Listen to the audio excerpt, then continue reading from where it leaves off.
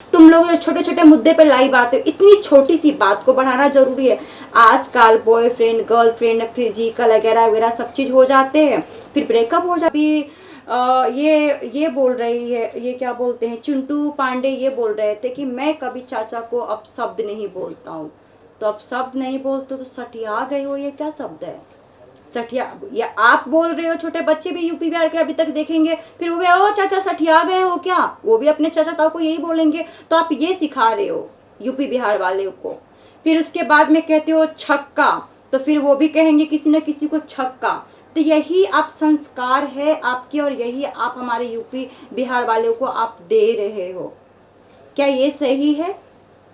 नहीं है ना। आप लोगों का पर्सनल मैटर रहता है, चोंच मिलाते हो, रिश्ते रखते हो, कुछ भी करते हो, तुम लोगों का आपस का मामला है। तो तुम हमेशा यूट्यूब पे लाइव क्यों आ जाते हो? क्यों फेसबुक पे लाइव आ जाते हो? क्यों वो उसने ऐसा किया, उसने, तुम लोगों के पास और कोई काम नहीं है? जहाँ जाती हूँ यहाँ वहाँ पे ये कहते हैं यार भोजपुरी इंडस्ट्री छी इतनी गंदी है, तुम कैसे काम करती हो? तो मैं ऐसे सर कर लेती हूँ। क्यों? तुम लोग बेवकूफ़ों लोगों की वजह से ये होता है, सुनने को मिलता है मुझे। नई लड़की आई, अभी तुम नहीं हो, तुम्हारे फॉलोवर्स नहीं है इतने, अभी ट्राई करो, आगे काम देंगे। वही तुम बाहर की लड़कियों को काम दे रहे हो, तुम इज्जत सम्मान भी दे रहे हो, जैसे कि काजल रगवानी गुजरात की, उसको इज्जत सम्मान भी दे रहे हो, और आज जाके इतने सालों के बाद ये मुद्दा नहीं बनाए मैं गुजरात। तुम्हारा कहने का मतलब क्या है? तब क्यों नहीं बोले कि मैं गुजरात से हूँ तो इसलिए मुझे ऐसे लोग बोलते? तब तो तुम्हें बहुत अच्छा लग रहा था, मजा आ रहा था जब तुम्हें काम मिल रहा था। तुम कहती हो काजल जी कि मुझे पवन सिंह ने ही वो, उसके वजह से मैं यहाँ तक पहुँची हूँ, और उसने ही मुझे फेमस किया, उसने ही मुझे सुपरस्टार बनाया। पवन सिंह ने ही गाना कर लिया, ठीक है, उसने ही देखा, उसने व्यूज बढ़ा दिए, उसने हर चीज कर लिया। ये यूपी बिहार वाले तो बेवकूफ है, उसने तो देखा ही नहीं, फालतू में तुम्हारे वीडियो देखते हैं। मैं तो ये कहना चाहती हूँ यूपी बिहार वाले लोगों को, अब भोजपुरी इंडस्ट्री को बैंड क्यों नहीं करते हो ऐसी लड़कियों को? क्योंकि एक ही लड़के को पकड़ के रहती है, छोड़ने का नाम ही नहीं लेती, इसलिए दूसरे लड़के को चांस नहीं मिलता काम करने के लिए। ये तुम जैसी लड़कियों के वजह से होता है। आर्टिस्ट हो, आर्टिस्ट की तरह क्यों नहीं रहती हो? क्यों चोच मिलाती हो हीरो से? फिर उसके बाद मिला लेती हो, हर चीजें कर लेती हो, कड़ा करवल जब हो जाता है तब आप तुम्हें दिखता है कि वो शादीशुदा है, बच्चे का बाप है, तो वो तो ये है तो वो है।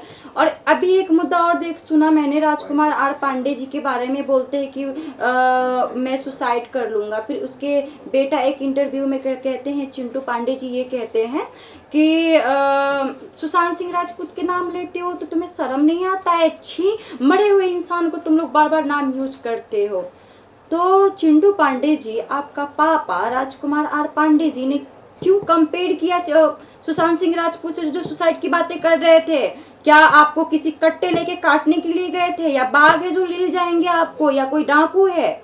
बताओ आप मुझे, या कोई आतंकवादी है वो जो आपको मार देंगे? क्या कानून नहीं है इंडस्ट्री में? क्या कोई अच्छे भले लोग नहीं है कोई? तुम लोग किसी भी मुद्दे को मुद्दा बनाते हो, छोटे छोटे बच्चे देखते, शर्म नहीं आता है क्या? पढ़े लिखे हो, इतना सारा काम किया है भोजपुरी इंडस्ट्री में, हमारी भोजपुरी इतना घटिया क्यों कहलाती है? तुम लोग जो छोटे छोटे मुद्दे पे लाइव आते हो, इतनी छोटी सी बात को बढ़ाना जरूरी है? आजकल बॉयफ्रेंड गर्लफ्रेंड फिजिकल वगैरह वगैरह सब चीज हो जाते हैं, फिर ब्रेकअप हो जाता है। यहाँ तक कि मांग में जो सिंदूर डालते हैं ना, और 2-3 बच्चे हो जाते तो उनका ब्रेकअप हो जाता है। उन लोगों का तो खैर अलग ही कहानी थी। तो फिर इतने मुद्दे क्यों बनाते हो? फिर उस लड़की के, ऐसी लड़कियों को सपोर्ट क्यों करते हो आप, चिंटू पांडे जी और राजकुमार आर पांडे जी? आपके पांडे परिवार की मैं फैन थी बहुत। मैं मानती थी कि चिंटू जी कितने अच्छे हैं, किसी भी मुद्दे के लेके बढ़ावे नहीं करते, न किसी के घटिया इंटरव्यूज वगैरह देखते, वो ये सब घटिया पंक्ति में नहीं रहते। मैं बहुत अच्छा मानती थी। लेकिन एक काजल के लिए आप पब्लिसिटी में इस तरह से आप आ रहे हो, एक लड़की की वजह से। क्या उसके जैसे कोई लड़की नहीं है भोजपुरी इंडस्ट्री में? आप मुझे बताइए। अक्षरा सिंह भी, उसके पवन सिंह के लेके भी मुद्दा हुआ तो उसको तो एक बंद कमरे में बांधा गया था, वो एक लड़की के साथ गलत था। काजल के साथ क्या ऐसा हुआ? तो अक्षरा सिंह का मुद्दा सही था, इसका मतलब हर कोई अक्षरा सिंह बनेंगे, हर कोई पवन सिंह बनेगा? यही तुम लोगों को लगा रखा है, और कोई काम धंधा नहीं है। ये जो तुम लोग जो गंदगी फैलाते हो इसको हटाओ और अच्छा काम करो। ये भोजपुरी इंडस्ट्री को एक टॉप लेवल पे बढ़ाओ, क्योंकि हम लोगों के भी उससे करियर जुड़ी हुई है। हम लोग नहीं चाहते कि कोई भी हम पे हंसी हाथ थूके। अरे तुम भोजपुरी इंडस्ट्री से हो, तुम भोजपुरी, हम लोग क्यों सर नीचा करके चलते? तुम लोगों के वजह से ही तो चलते हैं हम लोग सर नीचा करके। घटिए लोग, सुधरो थोड़ा, मैं ये चाहती हूँ। अलग ये भी जानना चाहूंगा, ये तो आपने काफी बोला भोजपुरी इंडस्ट्री को लेकर, हाँ। कलाकारों को लेकर, थोड़ा आप खुद क्या बताइए कि क्या काम वगैरह किया आपने? म्यूजिक वीडियो भी किया है, मॉडलिंग भी किया है, फिल्मों में भी काम किया है, कुछ अपने विषय में जानकारी दीजिए आप। देखिए सर, मैं तो शुरुआत मॉडलिंग से की हूँ। फैशन वीक में मैंने मिस इंडिया का अवार्ड जीता, फिर मैंने मिस दिल्ली रही, मिस हरियाणा रही, और मैंने एक बॉलीवुड मूवी में सेकेंड लीड किया हमने, और भोजपुरी में 3-4 हमने एल्बम भी किए, और एक अभी प्रेजेंट टाइम में एक मूवी मिली है अविनाश शाही के साथ में, दीपू की दुल्हनिया, वो मैंने, और अभी मैंने खुद सिंगिंग करना चालू कर दिया है, और बहुत अच्छे अच्छे गाने अभी हमने गाए हैं। और देखिए कुछ दिनों के बाद देखने को मिलेगा, क्योंकि भोजपुरी इंडस्ट्री में जल्दी करके ये ना बिहारी लोग ही बिहारी लोगों को सपोर्ट नहीं करता, ये सबसे घटियापंथी। अरे तुम लोगों पे तो घिन आता है मुझे सबसे ज़्यादा, क्योंकि हमारे गांव के, हमारे जगह की लड़कियों को तुम लोग सपोर्ट, ये हमारी बात ही नहीं चल रही है, हमारे जैसे न जाने कितनी लड़की होगी उनकी बात चल रही है। और ये भी कहना चाहूंगा पलक, जिस तरह का आपका व्यक्तित्व है, जिस तरह से बात करती हैं, बिग बॉस में जाने के लायक हैं। अभी हाल ही में देखिए खेसारी जी भी गए थे, उसके पहले भी कई सितारे गए भोजपुरी इंडस्ट्री से। तो कितना एक सपना है आपका कि आप भोजपुरी मतलब आर्टिस्ट के तौर पे आप जाए वहाँ बिग बॉस में, और बिग बॉस जाके वहाँ जीते हैं आप? देखिए भोजपुरी इंडस्ट्री हो गया या बॉलीवुड इंडस्ट्री हो गई, मुझे कोई काम दे या ना दे मुझे कोई फ़र्क नहीं पड़ता है, बट मैं कहीं ना कहीं मैं आई हूँ बिग बॉस के लिए, क्योंकि कुछ चीज़ें हैं जो ये जो हमारे इंडिया है इनको पता कर चलना बहुत ज़रूरी है, लेकिन हमें अभी नहीं बता सकते। तो बस है कि बिग बॉस की तो बहुत बड़ी फ़ैन हूँ मैं, हर एक एपिसोड में देखती हूँ, बाकी अभी तक।